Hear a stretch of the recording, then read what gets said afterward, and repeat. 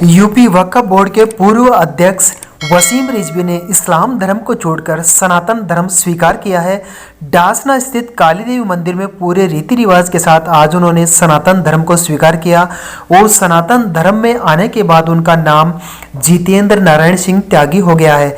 उनसे पूछे जाने पर कि उन्होंने इस्लाम धर्म क्यों छोड़ा, उन्होंने कहा, मैंने इस्लाम धर्म को नहीं त्यागा, बल्कि इस्लाम को मानने वाले लोगों ने मुझे इस्लाम से बाहर निकाल दिया।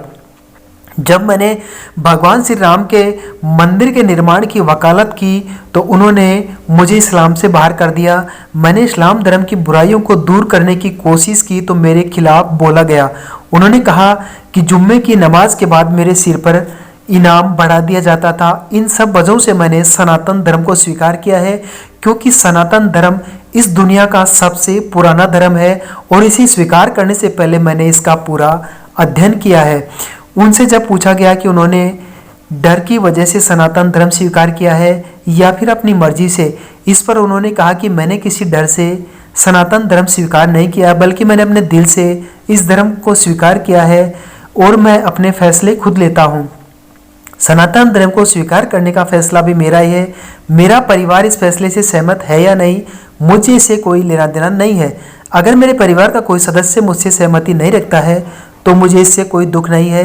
मेरे इस फैसले में जो मेरे साथ आएगा मैं उसके साथ हूँ। वसीम रिजवी ने कहा कि आज के दिन से ज़्यादा अच्छा दिन और कोई नहीं हो सकता, क्योंकि आज ही के दिन भगवान श्री राम के लिए परिश्रम शुरू किया गया था। मैंने भी राम मंदिर बनाने के समर्थन में आवाज़ उठाई थी और आज 6 दिसंबर है, क्योंकि जिस तरीके से हिंदुस्तान के अंदर मंदिरों को नुकसान पहुंचाकर मस्जिदें स्थापित की गई थी वह गलत था।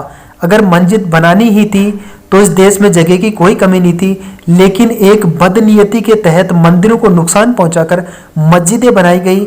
मैंने हमेशा इसकी खिलाफत की है और इसी वजह से इस्लाम को मानने वाले मेरे खिलाफ बोलते हैं।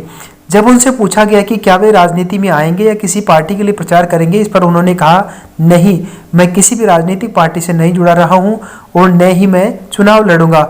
मैंने अभी आगे आने के लिए कुछ भी नहीं सोचा। मैं बस इतना ही कहूँगा कि सभी हिंदुओं से कि जितने भी इस्लाम को मानने वाले मुस्लिम समाज के लोग होते हैं वे केवल हिंदुओं की खिलाफत करते हैं। वे किसी पार्टी को वोट नहीं करते, वो यही देखते हैं कि किस पार्टी के प्रत्यक्ष हिंदुओं को हरा सकता है, इसलिए सभी एकजुट होकर वोट करते हैं।